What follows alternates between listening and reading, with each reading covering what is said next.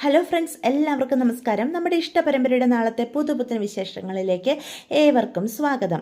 അങ്ങനെ സുകന്യ ധർമ്മനോട് കള്ളം പറഞ്ഞ് ഫോൺ പോയി മാറി നിന്ന് അറ്റൻഡ് ചെയ്യുക. അപ്പം അച്യുതനാണ് കേട്ടോ സുകന്യയെ വിളിക്കുന്നത്. എന്താ അച്യുതേട്ടാ ഈ സമയത്തൊരു വിളി? ഞാൻ പറഞ്ഞ കാര്യത്തെപ്പറ്റി നിങ്ങൾ ചിന്തിച്ചെന്ന് തോന്നല്ലോ. അതിലൊരു തീരുമാനമായിട്ടുണ്ടോ? അതുകൊണ്ടാണോ എന്നെ ഈ സമയത്ത് വിളിച്ചത്? എന്താ ഞാൻ നിങ്ങളോട് പറഞ്ഞ ഡിമാൻഡ് പാലിക്കാൻ നിങ്ങൾക്ക് സമ്മതമാണോ എന്നൊക്കെ ചോദിക്കുക. അപ്പം സുകന്യയോട് പറയും, അതെ, 50% സ്വത്ത് നിനക്ക് തരാം, പകരം നീ പറഞ്ഞ കാര്യം നടക്കണം. കൃഷ്ണമംഗലത്തെ സർവ്വ സ്വത്തുക്കളും ഗോമതിയുടെ പേരിൽ നിന്ന് മാറ്റി ഞങ്ങളുടെ പേരിലേക്ക് നീ എഴുതി തരണം. അങ്ങനെയാണെങ്കിൽ നീ പറഞ്ഞ ഡിമാൻഡ് ഞങ്ങൾ പാലിക്കും. ആ കിട്ടുന്ന സ്വത്തിൻ്റെ 50% നിനക്ക് നൽകിയിരിക്കും. ഇത് അച്യുതൻ നൽകുന്ന ഉറപ്പാ എന്ന് പറയും. അങ്ങനെയാണെങ്കിൽ നിങ്ങൾ ആഗ്രഹിച്ച പോലെ തന്നെ കാര്യങ്ങളൊക്കെ ഞാൻ നടത്തിയെടുക്കും. കോമതി ചേച്ചിയും കൊണ്ട് ഒപ്പിട്ട് ആ വിൽപത്രത്തിൻ്റെ പ്രശ്നം നിങ്ങൾക്ക് മുന്നിൽ ഞാൻ സോൾവ് ചെയ്ത് നൽകിയിരിക്കും. അതുപോരെ നിങ്ങൾക്കെന്ന് അച്യുതനോട് ചോദിക്കും. അതൊക്കെ ശരി, പക്ഷെ നീ എന്ത് ചെയ്യാനാ പോകുന്നത്? അല്ല, എന്ത് പ്രവർത്തിച്ചാൽ നീ ഗോമതിയുടെ കയ്യിൽ നിന്ന് ഒപ്പിട്ട് അവൾ അറിയാതെ മേടിച്ച ഞങ്ങൾക്ക് തരാൻ പോകുന്നത് എന്നൊക്കെ അച്യുതൻ ചോദിക്കും. അച്യുതേട്ടൻ എന്തിനാ ആ കാര്യങ്ങളൊക്കെ ചിന്തിക്കുന്നത്? കാര്യം നടന്നാൽ പോരെ. നിങ്ങൾക്ക് കൃഷ്ണമംഗലത്തെ സ്വത്ത് മടക്കി കിടണം, അതുമാത്രമാണ് നിങ്ങൾക്ക് വേണ്ട കാര്യം. അതെങ്ങനെയാ ഏതാ എന്നൊന്നും നിങ്ങൾ ചിന്തിക്കേണ്ട. ഞാനത് നടത്തി കൈ തന്നിരിക്കും. അപ്പം ഞാൻ പറഞ്ഞ ഡിമാൻഡ് ഒരു കുഴപ്പമില്ലാതെ എനിക്കും തിരിച്ചു നൽകിയിരിക്കണം. അതുമാത്രമേ എനിക്ക് പറയാനുള്ളൂ. അല്ലാതെ കൂടുതൽ ഇക്കാര്യത്തെപ്പറ്റി രാജശ്രീ ചേച്ചി അച്യുതേട്ടനും ചിന്തിക്കേണ്ട. കാര്യം നടത്തി നിങ്ങളുടെ കയ്യിൽ ഞാൻ എത്തിച്ചിരിക്കും എന്ന് പറഞ്ഞിട്ട് ഫോൺ കട്ട് ചെയ്യുവാണ് കേട്ടോ. അപ്പോൾ പെട്ടെന്ന് രാജശ്രീ വന്ന് ചോദിക്കും, എന്തായി അച്യുതേട്ടാ, സുകന്യ എന്താ പറഞ്ഞത്? നമ്മൾ ഡിമാൻഡ് അംഗീകരിച്ചെന്ന് അവളോട് പറഞ്ഞു അച്യുതേട്ടൻ എന്നൊക്കെ ചോദിക്കുക. അത് നീ കേട്ടില്ലായിരുന്നു രാജശ്രീ? ഞാൻ പറഞ്ഞു, പക്ഷെ അവൾക്ക് നല്ല ധാർഷ്ട്യമാണ്. പണ്ട് നമ്മൾ കണ്ടിരുന്ന സുകന്യൊന്നുമല്ല. അവളെ ആ ദേവമംഗലത്തേക്ക് കെട്ടിച്ചയച്ചത് തന്നെ നമുക്ക് അവിടെ ഒരു ആൾ വേണം എന്നതുകൊണ്ടാണ്. അവിടെ നടക്കുന്ന കാര്യങ്ങളൊക്കെ അപ്പോൾ അറിയണം. എങ്കിൽ മാത്രമേ നമുക്ക് അതനുസരിച്ച് പെരുമാറാൻ പറ്റുള്ളൂ. അതിനുവേണ്ടിയാണ് അവളെ അങ്ങോട്ട് കയറ്റിയത് ധർമ്മൻ്റെ ഭാര്യയായിട്ട്. എന്നിട്ടിപ്പം അവൾ നമുക്ക് തന്നെ ഒരു ഭീഷണിയായി മാറുമെന്നാണ് എനിക്ക് തോന്നുന്നത്. ഞാൻ പറഞ്ഞതല്ലേ അച്യുതേട്ടനോട് എങ്ങനെ അവളെ ഡീൽ ചെയ്യണമെന്ന്. അവൾ പറഞ്ഞ കാര്യങ്ങളൊക്കെ നമ്മൾ അംഗീകരിക്കുന്നതായിട്ട് അവളുടെ മുമ്പിൽ നിൽക്കണം. അതിനുശേഷം അവൾ കാര്യം നടത്തി നമ്മുടെ കയ്യിൽ തരട്ടെ, പിന്നീട് നമുക്ക് നമ്മുടെ തനി സ്വഭാവം പുറത്തെടുക്കാം എന്ന് രാജശ്രീ പറയുവാണ്.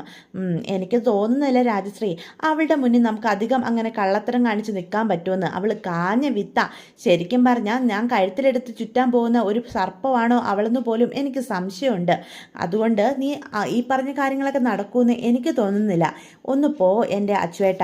അവളെ എങ്ങനെ ഒതുക്കി കൈ നിർത്തണമെന്നൊക്കെ ഈ രാജശ്രീക്ക് അറിയാം. എന്തായാലും അവൾ ഗോമതിയുടെ കയ്യിൽ നിന്ന് ഒപ്പിട്ടെല്ലാം മേടിച്ച് തരാമെന്നല്ലേ പറഞ്ഞിരിക്കുന്നത്. നമ്മുടെ ജീവിതത്തിലെ ഏറ്റവും വലിയൊരു തലവേദനയാണ്. കാരണം നമ്മുടെ നിലനിൽപ്പ് പോലും ഒരു രീതിയിൽ പറഞ്ഞാൽ ഭീഷണിയാണ്. ഗോമതിയുടെ കയ്യിൽ നിന്ന് കൃഷ്ണമംഗലത്തെ സർവ്വ സ്വത്തുക്കളും തിരിച്ച് നമ്മുടെ കയ്യിൽ കിട്ടിയാൽ മാത്രമേ നമുക്കൊരു നിലനിൽപ്പുണ്ടാവുള്ളൂ. അതെന്തായാലും അവൾ കൊണ്ട് സാധിച്ചെടുക്കാൻ കഴിയുമെന്ന് തന്നെയാണ് എനിക്ക് തോന്നുന്നത്. ആ കാണുന്ന ആളൊന്നുമല്ല സുകന്യ.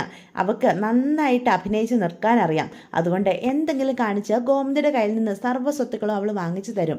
അത് കഴിഞ്ഞത്തെ കാര്യം നമുക്ക് അപ്പം നോക്കാം. അച്യുതേട്ടൻ കൂടുതൽ ടെൻഷൻ അടിക്കണ്ട. അവളെ പിണക്കാതെ നിർത്തുക ഇപ്പം നമ്മൾ ചെയ്യേണ്ടത് എന്നൊക്കെ രാജശ്രീ അച്യുതനോട് പറയൂട്ടോ. ഇതേ സമയം നമ്മുടെ സുകന്യാണെങ്കിൽ വളരെയേറെ പ്ലാനിങ്ങിലാണ്.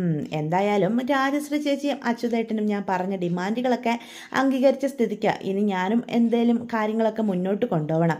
എന്തേലും ബിസിനസ് തുടങ്ങുമോ, എന്തേലൊക്കെ ചെയ്യണം. അല്ലാതെ ഇവിടെ ഇരുന്ന് ഒന്നും ശരിയാകാൻ പോകുന്നില്ല. ദേവിയുടെ അച്ഛനെ ഒന്ന് പോയി കാണണം. അദ്ദേഹം വലിയൊരു ബിസിനസ്മാൻ ആണെന്നാണല്ലോ അറിഞ്ഞത്. അദ്ദേഹമായിട്ടൊരു ബന്ധം ഉണ്ടാക്കണം. എന്നിട്ട് എന്തെങ്കിലും ഒരു ബിസിനസ് അദ്ദേഹത്തോട് ചേർന്ന് തുടങ്ങണം എന്നൊക്കെ നമ്മുടെ സുകന്യ മനസ്സിൽ പ്ലാൻ ചെയ്യുവാണ് കേട്ടോ. അപ്പം രാവിലെ തന്നെ സുകന്യ ധർമ്മൻ എഴുന്നേൽക്കുന്നതിന് മുന്നേ തന്നെ ഒരുങ്ങി ഇറങ്ങുക. അപ്പോൾ ഗോമതി ഇത് കാണും കേട്ടോ. അപ്പോൾ സുകന്യയോട് ചോദിക്കും, അല്ല സുകന്യ, രാവിലെ തന്നെ നീ ഇത് എവിടേക്കാണ് പോകുന്നത് എന്ന് ചോദിക്കും. അത് പിന്നെ ഗോമതി ചേച്ചി, എൻ്റെ കൂട്ടുകാരിയുടെ കല്യാണമുണ്ട്, അവളുടെ കല്യാണം കൂടാനായിട്ട് പോവുക എന്ന് പറയും. കല്യാണം കൂടാനോ എന്നപ്പം സുകന്യ നമ്മുടെ ഗോമതി ചോദിക്കും, അതെ, എൻ്റെ ഫ്രണ്ടിൻ്റെ കല്യാണമുണ്ട്, എന്നാൽ വരട്ടെ എന്നും പറഞ്ഞ് കൂടുതൽ അവിടെ നിൽക്കാതെ പെട്ടെന്ന് തന്നെ അവിടെ നിന്ന് അങ്ങോട്ട് പോവുകയാണ് കേട്ടോ. അപ്പോൾ പെട്ടെന്ന് ഗോമതിക്ക് സംശയമാവും, സുകന്യ എന്താ ഇങ്ങനെ കാര്യം ശരിക്കും പറയാതെ പോയത്? പെട്ടെന്നാണ് അപ്പോൾ ധർമ്മൻ എഴുന്നേറ്റ് വരുന്നത്. അല്ലടാ, നീ എന്താ സുകന്യയുടെ കൂടെ പോവാത്തത് എന്നപ്പോൾ ചോദിക്കേ. ഞാൻ എവിടെ പോകാത്തതെന്ന് ചേച്ചി പറയുന്നത്? സുകന്യ രാവിലെ തന്നെ അവളുടെ ഫ്രണ്ടിൻ്റെ കല്യാണം കൂടാൻ പോയല്ലോ, എന്നിട്ട് നീ എന്താ പോകാത്തത്? നിനക്കും അവളുടെ കൂടെ പോകാൻ മേലായിരുന്നോ? അവൾക്ക് ഇവിടുത്തെ സ്ഥലങ്ങളൊക്കെ ശരിക്കും ചേച്ചിക്കും അറിയാവോ എന്നൊക്കെ ചോദിക്കും. ഏയ് ഞാൻ ഈ കാര്യം അറിഞ്ഞിട്ട് പോലും ഇല്ല ചേച്ചി, അവൾ കല്യാണത്തിന് പോകുന്ന കാര്യമൊന്നും എന്നോട് പറഞ്ഞില്ല, എന്നോട് വരണമെന്നും പറഞ്ഞില്ല, ഞാൻ കരുതിയത് അവൾ ഇവിടെ എവിടെയെങ്കിലും കാണൂന്നാ എന്ന് പറയും. അപ്പം പെട്ടെന്ന് മീനു പറയും, അതെന്തു പറ്റി ചേച്ചി അങ്ങനെ പോയത് എന്നൊക്കെ ഇങ്ങനെ ചിന്തിക്കുക. ഏയ് ചിലപ്പം നീ എഴുന്നേക്കാത്തത് കൊണ്ട് സമയം പോകുമെന്ന് കരുതി അവൾ രാവിലെ തന്നെ എഴുന്നേറ്റ് പോയതായിരിക്കും, നീ അത് വിട് എന്ന് പറഞ്ഞ് ഗോമതി അകത്തേക്ക് കയറി പോവാണ് കേട്ടോ. ഇതേ സമയം നമ്മുടെ സുകന്യ നേരെ പോകുന്നത് ദേവിയുടെ വീട്ടിലേക്കാണ്. അപ്പം ആ വഴിയെ നടന്നു പോകുമ്പോഴാണ് പെട്ടെന്ന് ഉദയഭാനു നമ്മുടെ സുകന്യയ്ക്ക് എതിർവശത്തോട് നടന്നു വരുന്നത്. ഉദയഭാനു സുകന്യയെ കാണും കേട്ടോ. എൻ്റെ ഈശ്വര, ഈ പെണ്ണിത് ഇങ്ങോട്ട് എന്തിനാ വരുന്നത്, ഇവിടെ ഇവക്ക് എന്താവശ്യം ഉണ്ടായിട്ടാ ഈ വഴിക്ക് വരുന്നത് എന്നൊക്കെ പെട്ടെന്ന് നമ്മുടെ ഉദയഭാനു ചിന്തിക്കുക. എന്തായാലും അവൾ എന്നെ കണ്ടു കഴിഞ്ഞാൽ പ്രശ്നമാണ്, ഈ കോലത്തിൽ അവൾ എന്നെ കാണുന്നതിലും ഭേദം ഇവിടെ നിന്ന് മാറി നിൽക്കുന്നതാ എന്നും പറഞ്ഞ് സുകന്യയുടെ കണ്ണിൽ പെടാതെ ഉദയഭാനു അവിടുന്ന് മാറി നിൽക്കൂട്ടോ. അപ്പോൾ സുകന്യ കടന്നു പോകുന്ന കാണുമ്പം ശ്വാസം വിടുന്നത്, ഭാഗ്യം, എന്തായാലും അവൾ കടന്നു പോയല്ലോ, രക്ഷപ്പെട്ടു എന്ന് പറഞ്ഞ് നമ്മുടെ ഉദയഭാനും അവളെ മറികടന്നങ്ങോട്ട് പോകും കേട്ടോ. അപ്പോൾ സുകന്യ ഇതൊന്നും കാണുന്നില്ല. സുകന്യ നേരെ ദേവിയുടെ വീട്ടിലേക്കാണ് കയറി ചെല്ലുന്നത്.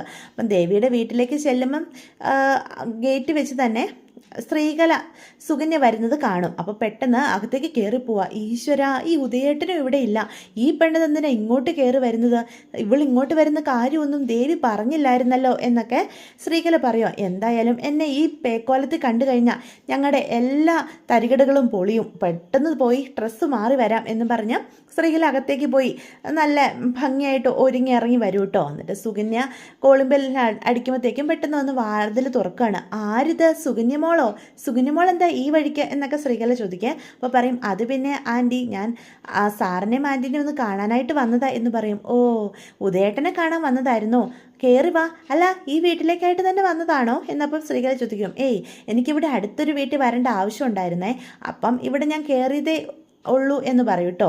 ദേവിയുടെ വീട് ഇതിൻ്റെ തൊട്ടടുത്തുണ്ടായിട്ട് ഞാൻ കയറാതെ പോയി കഴിഞ്ഞാൽ അത് അറിഞ്ഞാൽ നിങ്ങൾക്കൊരു ബുദ്ധിമുട്ടാവില്ലേ, അതുകൊണ്ട് എന്തായാലും ഇവിടെ കയറിയിട്ട് പോയാൽ മതിയെന്ന് ഞാനങ്ങ് തീരുമാനിച്ചു, അതുകൊണ്ടാണ് ഇങ്ങോട്ട് വന്നത്. അല്ല അങ്കിൾ ഇവിടെ ഇല്ലേ എന്നിങ്ങനെ ചോദിക്കേ. ഇല്ല, ഉദയേട്ടൻ പുറത്തു പോയിരിക്കുന്നതാ, ഇപ്പം തന്നെ വരും എന്ന്. അപ്പോൾ സ്ത്രീകൾ പറയും, അതെയോ, ഇപ്പോൾ വരുമോ, അല്ലല്ല ഇപ്പോൾ വരത്തില്ല മോളെ, ഉദയേട്ടൻ വരാൻ കുറച്ച് താമസിക്കും, ഏതാണെന്നൊന്നും അറിയത്തില്ല, എന്തോ ബിസിനസ് സംബന്ധമായ കാര്യത്തിന് പോയതാ, അല്ല മോളിവിടെ ഇരിക്കാം, മോൾക്ക് കുടിക്കാൻ ഞാൻ ജ്യൂസ് എടുക്കാം എന്ന് പറയാം. ഓ ആയിക്കോട്ടെ എന്ന് പറഞ്ഞ് സുകന്യ അവിടെ ഇരിക്കുകയാണ് കേട്ടോ. അപ്പോൾ സ്ത്രീകളേക്ക് ആകെ ടെൻഷൻ ആവുകയാണ്. ഇവിടെ തന്നെ ഇരിക്കാൻ പോവാണോ, ദൈവമേ, ഉദയേട്ടനെങ്ങാനും ഇപ്പോൾ വരുന്നത് കണ്ടു കഴിഞ്ഞാൽ ഞങ്ങളുടെ എല്ലാ പരിപാടിയും പൊളിയും, ഉദയേട്ടൻ്റെ കോലം കാണുമ്പോൾ തന്നെ ഇവക്ക് മനസ്സിലാവും, ഈശ്വര എന്ത് ചെയ്യും എന്നും പറഞ്ഞ് സ്ത്രീകൾ അവിടെ നിൽക്കാം. പെട്ടെന്ന് നമ്മുടെ സുകന്യെ കാണാതെ ദേവിയെ ഫോൺ വിളിക്കുകയാണ് കേട്ടോ. അപ്പോൾ അമ്മയുടെ കോള് കാണുമ്പോഴത്തേക്കും ദേവി എടുക്കുക. എന്താമേ, എന്താ കാര്യം എന്നൊക്കെ ഇങ്ങനെ ചോദിക്കുക. ദേ എടി പെണ്ണെ, ആ സുകന്യെ ഇങ്ങോട്ട് വന്നിട്ടുണ്ട്, നീ ഇത് അറിഞ്ഞായിരുന്നോ, എന്നിട്ടൊന്ന് വിളിച്ചു പറയാൻ പോലും തോന്നിയിട്ടില്ലല്ലോ. ഇല്ലമ്മേ, ചേച്ചി എന്തോ കല്യാണത്തിന് പോയതാന്നാ പറഞ്ഞത്, ആ വീട്ടിലേക്ക് വരുന്ന കാര്യമൊന്നും ചേച്ചി പറഞ്ഞില്ലായിരുന്നു എന്ന് ദേവി പറയൂ കേട്ടോ. എന്തായാലും അവൾ ഇവിടെ ഉണ്ട്, അച്ഛനാണ് പുറത്തും പോയിരിക്കുക, അച്ഛനിപ്പോൾ കയറി വരുന്ന കോലം അവൾ കണ്ടു കഴിഞ്ഞാൽ നമ്മളെ പറ്റിയുള്ള എല്ലാ ധാരണകളും പൊളിയും എന്ന് പറയും. അമ്മ എന്തെങ്കിലും ചെയ്യുക എന്നും പറഞ്ഞ് ഫോൺ കട്ട് ചെയ്യും കേട്ടോ. അപ്പോൾ ദേവി ഇങ്ങനെ ടെൻഷൻ അടിച്ചിരിക്കുന്ന കാണുമ്പോൾ മീനും അങ്ങോട്ട് വരിക. എന്താ എടുത്തി, എന്തു പറ്റി പെട്ടെന്നൊരു ടെൻഷൻ പോലെ. ഏയ് ഒന്നുമില്ല, അല്ല സുകന്യ ചേച്ചി എൻ്റെ വീട്ടിൽ ചെന്നിട്ടുണ്ടായിരുന്നു, അമ്മ ഇപ്പോൾ വിളിച്ചു പറഞ്ഞു, അതിനെപ്പറ്റി ഞാൻ ആലോചിച്ചുകൊണ്ടിരുന്നതാ. സുകന്യ ചേച്ചി ദേവിയെടുത്തിട്ട് വീട്ടിൽ ചെല്ലുകയോ, അതെന്തു പറ്റി എന്ന് അപ്പം മിത്ര ചോദിക്കും കേട്ടോ. അത് അറിയില്ല, അമ്മയെ വിളിച്ചു പറഞ്ഞേ ചേച്ചി അവിടെ വന്നിട്ടുണ്ടെന്ന്. ചിലപ്പം ചേച്ചിയുടെ കൂട്ടുകാരുടെ കല്യാണം ആ ദേവിയടത്തിൻ്റെ വീടിൻ്റെ പരിസരത്ത് എവിടെയെങ്കിലും ആയിരിക്കും, അപ്പം വീട്ടിൽ കയറിയിട്ട് പോയതായിരിക്കും, അല്ലാതെ വേറൊന്നുമല്ല എന്ന് പറയും കേട്ടോ. അപ്പം മിത്ര പറയും, അതിനെ അങ്ങനെ നിസ്സാരമായിട്ട് കാണണ്ട, എന്തോ കാര്യമുണ്ട്, ഒരു കാര്യമില്ലാതെ ദേവിയടത്തിൻ്റെ വീട്ടിലൊക്കെ പോകേണ്ട കാര്യം എന്താ സുകന്യ ചേച്ചിക്ക്, രാവിലെ തന്നെ പോയ ഇതുമല്ലേ എന്ന് ചോദിക്കുകയാണ് കേട്ടോ. അപ്പോൾ അവരിതിനെപ്പറ്റിയൊക്കെ ഇങ്ങനെ സംസാരിച്ചുകൊണ്ടിരിക്കുവാണേ. അതേസമയം നമ്മുടെ സുകന്യാണെങ്കിൽ ഓരോന്നൊക്കെ പറഞ്ഞുകൊണ്ട് സ്ത്രീകളുടെ അടുത്ത് കൂടിയേക്കും. അപ്പോൾ സുകന്യെ എങ്ങനെയെങ്കിലും ഒഴിവാക്കാൻ സ്ത്രീകൾ ശ്രമിക്കുന്നുണ്ട്. പക്ഷേ സുകന്യ പോകുന്നില്ല. അങ്കിളിന് എവിടെയൊക്കെ ബിസിനസ് ഉണ്ട്, ഇപ്പം ബിസിനസ് മീറ്റിങ്ങിന് പോകാറുണ്ടോ, എന്തൊക്കെ ബിസിനസ്സുകളാണ് ഉള്ളത്, അങ്ങനെ പല പല കാര്യങ്ങൾ ഇങ്ങനെ സംസാരിച്ചുകൊണ്ടിരിക്കുകയാണ് കേട്ടോ. അപ്പോൾ സ്ത്രീകളെ ആണെങ്കിൽ പഠിച്ച പണി 18 നോക്കിയിട്ടും നമ്മുടെ സുകന്യ ഒട്ടും മടങ്ങി പോകുന്നുമില്ല. അപ്പോഴാണ് പെട്ടെന്ന് ഇതൊന്നും അറിയാതെ ഉദയഭാനു വീട്ടിലേക്ക് കയറി വരുന്നത്. ഗേറ്റ് തുറക്കാനായിട്ട് തുടങ്ങുമ്പോഴാണ് ശ്രീകല ഒരു വിധത്തിൽ സുകന്യനെ പറഞ്ഞു വിടാനായിട്ട് പുറത്തേക്ക് വരുന്ന കാണുന്നത്. പെട്ടെന്ന് ഉദയഭാനു സുകന്യെ കാണുമ്പോൾ തന്നെ മറഞ്ഞു നിൽക്കൂട്ടോ. ഇവൾ ഇങ്ങോട്ട് വന്നതായിരുന്നോ? ഇതെന്തോ ഒരു പണിയാണ്. എന്തായാലും ഇവിടെ മറിഞ്ഞിരിക്കാം, അവൾ പോയതിന് ശേഷം വന്നാൽ മതി. ആൻറ്റി എന്നാൽ ശരി, ഞാൻ അടുത്ത ദിവസം ഒന്നും കൂടി വരാം. അങ്കിളിനോട് എനിക്ക് അത്യാവശ്യമായിട്ടൊരു കാര്യം പറയാനുണ്ട്, അതുകൊണ്ടാണ് ഞാനിന്നിവിടെ കയറിയത് തന്നെ എന്നും പറഞ്ഞിട്ട് നമ്മുടെ സുകന്യ അവിടുന്ന് പോകാനായിട്ട് തുടങ്ങുക. അത് ഞാൻ അങ്കിളിനോട് ഉറപ്പായിട്ടും പറയാം മോളെ എന്നൊക്കെ പറഞ്ഞ് സുകന്യ ഒരു വിധത്തിൽ പറഞ്ഞു വിടുകയാണ് കേട്ടോ. അപ്പോൾ ഇതൊക്കെയാണ് നാളത്തെ എപ്പിസോഡിൻ്റെ വിശേഷങ്ങൾ. അപ്പോൾ വീഡിയോ ഇഷ്ടപ്പെട്ടുവെങ്കിൽ ചാനൽ സബ്സ്ക്രൈബ് ചെയ്യാൻ മറക്കരുത്. അപ്പോൾ